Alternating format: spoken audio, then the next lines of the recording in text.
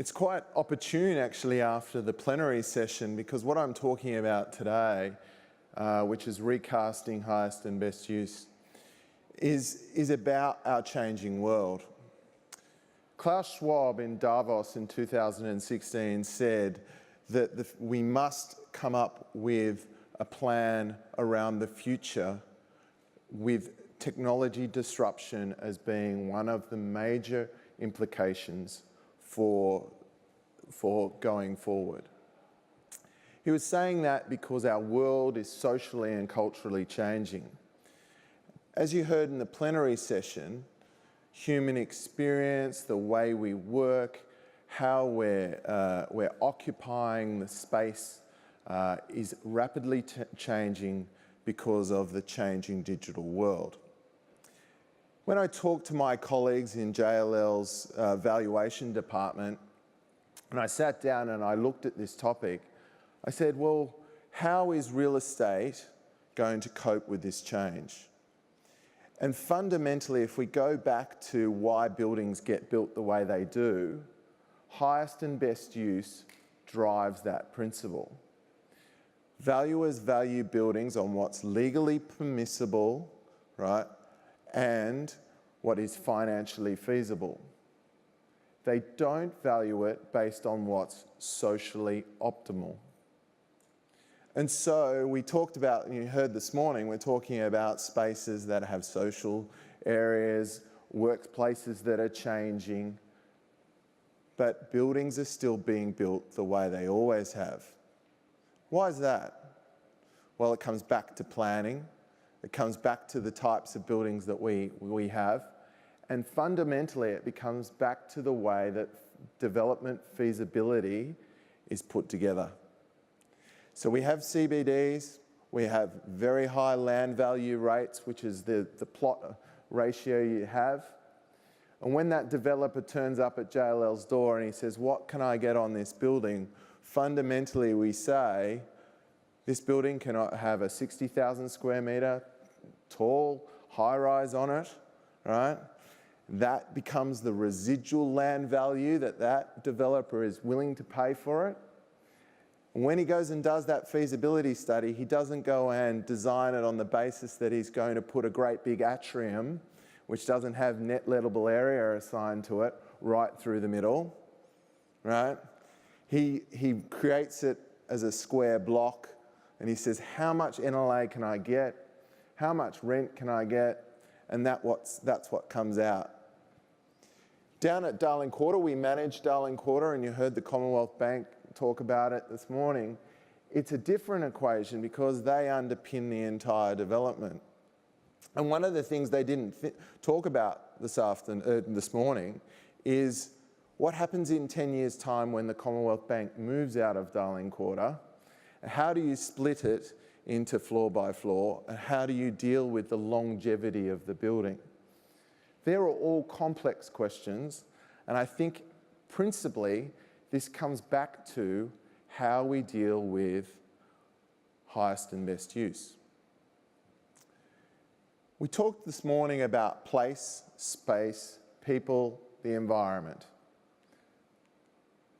And we talked about accelerators and differentiators and challenges. And I'll explain this. Place is changing, buildings are changing in terms of placemaking at the ground plane. The space and how we use it is changing, so we're occupying it in different ways. And people are using space in a very different way. An example of this is WeWork. WeWork's model is a space utilisation model. The whole thing is designed, buildings are built 1 in 10 or 1 in 8. WeWork wants to utilise that space, maximise that space to 150% of what it's usually utilised. That's their model. That's how they beat the landlord who's leasing it out as one space. They go in and occupy it frequently more than, or utilising it more than it otherwise would be. That's the WeWork model. It's the shared economy model. The shared economy model, Airbnb, Uber, you take something and you utilise it, okay, and you share it without having to put all the capital into it. So WeWork, a big disruptor of the way traditional buildings and use is going to occur. What does WeWork do? It gives an incubator and an accelerator to the occupant. So it says, I'm going to put you in with all these other startup businesses. I'm going to connect you outside of your organization. I'm going to create a business where it's both social and your place of work. It breaks down all those barriers. How will traditional buildings deal with that? How will traditional landlords, investors, deal with the WeWork? They're now going to be a competitor. How do you deal with that if you're building the building under highest and best use and you can't rentalize those benefits? Okay? What that means is planning is changing. And we've seen in New South Wales recently, the state government has issued Better Place, which is about these core principles of human connections, wellness, social benefits. We're trying to move with the times of a digital world. And we've seen measures around global livability, about what makes a great city: stability, healthcare, culture and environment, education, infrastructure.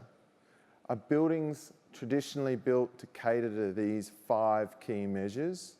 I'm not sure they are. If we go around Sydney or we go around the world, and I cover Asia Pacific, the ground planes of large office towers don't cater to the social infrastructure of the city. Usually they're relatively barren spaces without placemaking, maybe a couple of chairs in a foyer somewhere, but it's really not around bringing together the community. Where we find those odd buildings that do it, the community very much comes together. Now the question is, in that landscape of putting all that effort into the ground floor, usually that's not lettable space. The more you put into that, the less return, in theory, your valuation model gives you, right? Highest and best use, ground plane, make the ground plane bigger, create more social amenity, translates into less net lettable area, which means that developers are less inclined to deal with what the community is asking them to do. So we have to recast highest and best use to start taking into account some of these factors. We have to convince the valuation and investment community that highest and best use goes beyond just these things. Start putting some of the livability measures that we're trying to achieve into the decision making. Here's an example of a building. It's actually a CTBUH award winner, which is the Interlace building in Singapore. Within this building, which is predominantly residential, you'll find gardens, pools, a whole series of amenity around this building. And the compromise here is really they've allowed it to be bigger, they've allowed it to be higher density, but they've said, okay, well, as long as you provide these social and community things, gardens, place to play, to rest, to stay, barbecues and so forth, you can do more. You're giving more back. This is actually Meadowbank. This is just outside of Sydney. And as you can see here in Meadowbank, which is relatively low rise, it fits the planning requirements of the area. Everything is very tightly packed, right? There's not a lot of space and social place in here. On the ground level, there's certainly not a lot of amenity, right? So whilst we're sitting here going, okay, well, why, our planning controls says, okay, don't build it more than 4 levels, right? The developer's response to that in highest and best use is to maximize the use of the space. So it covers the entire block area, okay? So it doesn't really add a lot of social well-being at the ground plane. And so we've got to get our head around scale and flexibility. I'm an advocate of really tall buildings. That's why I enjoy my job at JLL managing tall buildings. And I think we intrinsically think that tall buildings just have to be office space, but actually the scale gives us the opportunity to do a lot more. There's no reason why there can't be gardens and social spaces and things in the mid, high, sky rise of these buildings. It's capable, we can do it, you can provide those areas. They don't always have to be at the ground plane. What we also need is to deliver public affordability. We need to make it accessible.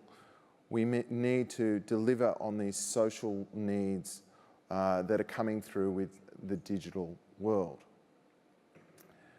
And the future of our spaces is very much around human-to-human interaction.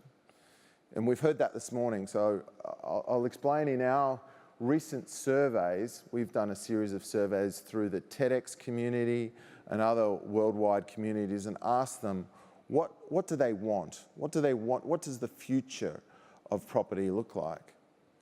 And I'm sorry, this is lots of information, but according to the TEDx community, the future of our cities covers human connections, health and wellness, nature and human sustainability, social consciousness, and robotics and artificial intelligence. So when we plan a building or we plan for our future city, we're going to have to cater to these elements. Human connections. If buildings are taller, how do we connect them better? How do we create the social framework for them to be better connected?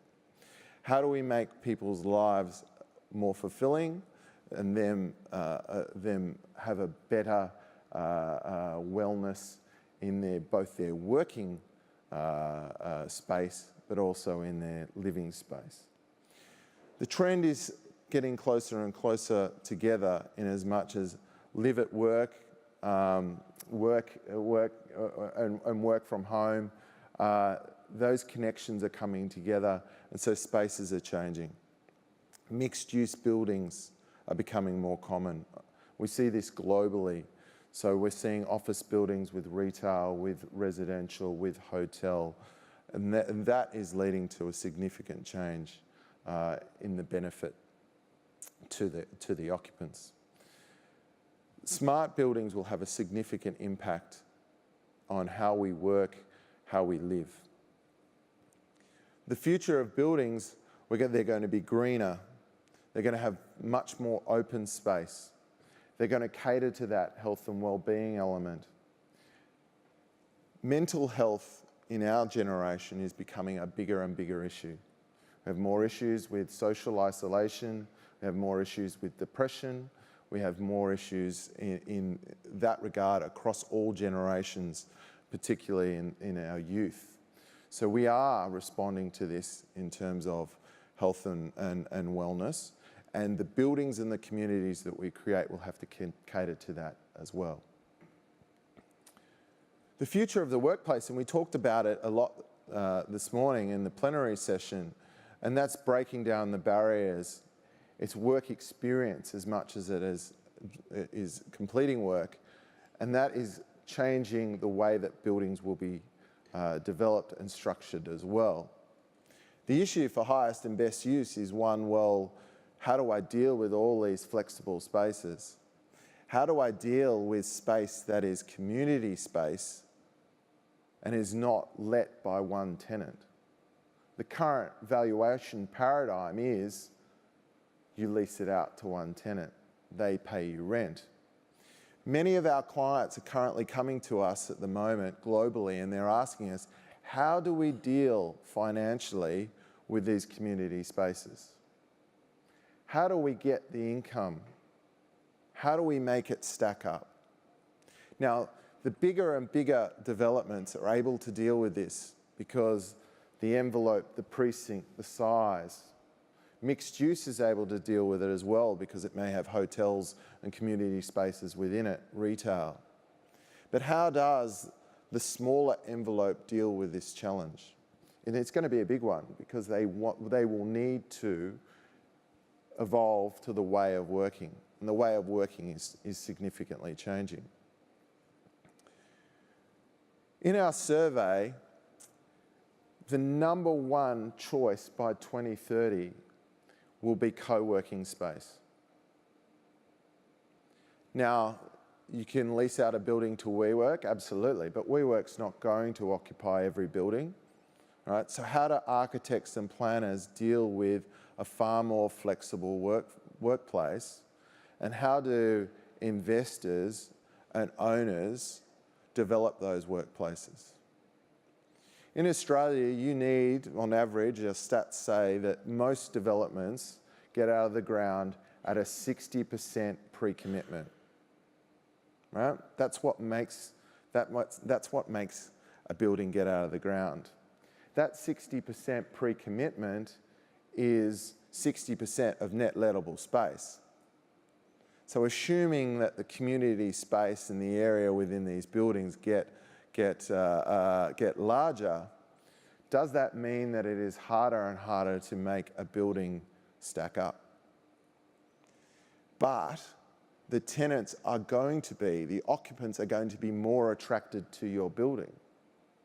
It was interesting of the representatives of occupiers this morning, no one asked the question, are you willing to pay more? Are you willing to pay more rent? Are you willing to pay for the community space? At the moment, across the world, the trend when we have these discussions is they expect it to be in the developers' side of the equation. Co-working will lead to a transformation of real estate, or flexible working, however you want to look at it, it will change. And the industry is going to have to, the building and construction industry, planning, development will have to cater to this within their buildings. Now, not all buildings will be full of co-working, but part of them will be. And how do you cater to that? I met with a private equity company out of the US, the Carlyle Group, and they're already seed funded into co-working. They've created their own brand of it, and they're buying buildings and they're setting up their own co-working building. The industry is already starting to respond to this. And they can do it. They're betting on the co-working scenario. But in order to bet on the co-working scenario, you have to be willing to become an operator of a co-working building, right? You are becoming part of the business equation of that tenant. Now we've been there for a while with retail. We've been there, and I think with retail we're going to be even more there. I think turnover rents and things like that are going to come back more because the advent of Amazon, logistics, the way that we're buying things online is going to fundamentally change the retail world. Click and collect, all these trends. That's going to have an impact on planning as well. We'll see logistics centres far closer to the city. We'll see buildings, multi-storey industrial buildings that are logistics centres in close proximity to where we live. Mixed use versions of that as well. Is planning allowing us to cater to that type and style of use? Amazon has just leased a Bunnings in Melbourne. That's where their logistics centre is going to be, and it's right in the centre of the city. And they've chosen that space because of demographics, not because of the rent, not because of the valuation. They chose it because they've got all their analysis and worked out the closest proximity to the people that are going to buy from Amazon, and they want the shortest logistics distance and the fastest time. and they're willing to pay for that. They found that in a Bunnings. Very different approach to real estate. Very different approach to highest and best use. So it's all about these human connections, nature and sustainability, health and wellness, social consciousness, and the impact of technology. Not what you can stick on the block. So my advice is we have to design with repurpose in mind. If you're planning a building today, if you're building a building, you have to think about what's going to happen in 10 years' time. When that Commonwealth Bank, and they may or may not move out of Darling Quarter, but when they do, that 60,000 square metres, who are you going to lease it to, and how are you going to lease it, and what will be worth? Design with repurpose in mind. In the future, 75% of our survey felt that it was really important that the workplace intermingles with the community. So build buildings that intermingle with the community, have community space that will give them resilience and longevity. Cars, autonomous cars, they'll be going, so car parks and things like that will be very different, so think about that. And more choice and control in the way that they operate their workspace. So the investor side of this equation is very much about the community, about future-proofing, about demographic planning, and customer experience. The occupier side of this equation is very much about multiple uses, choice, density, human experience, and co-working. And we know that experience is the driver of decision-making.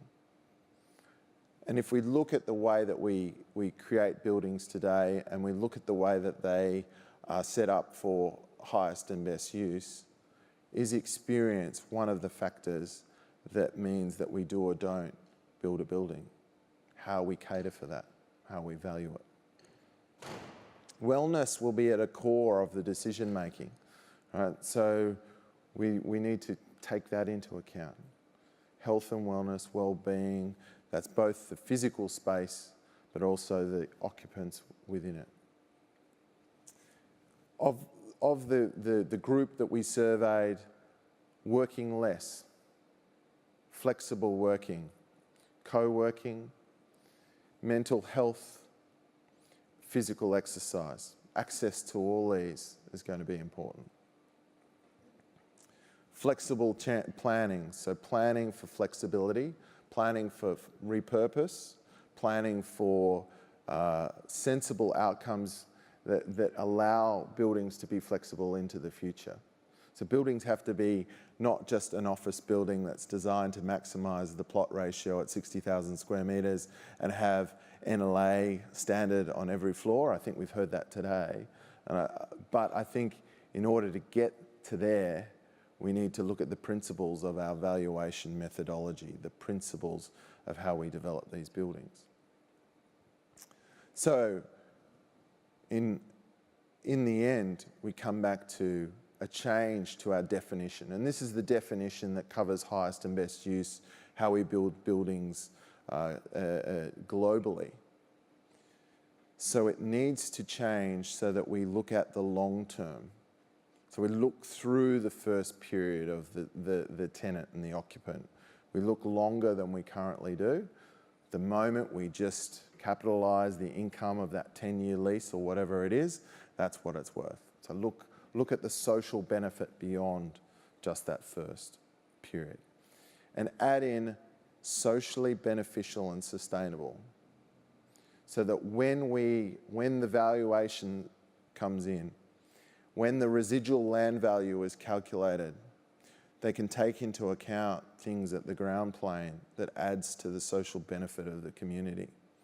They can put in things that means that the value, the developer and the investor gets back the value of putting things into the community through the asset value over the long term.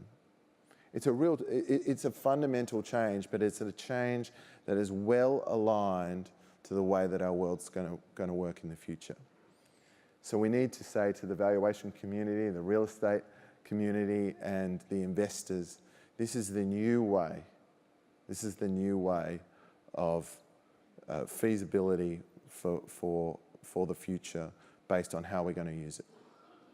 So recasting, highest and best use. Thank you.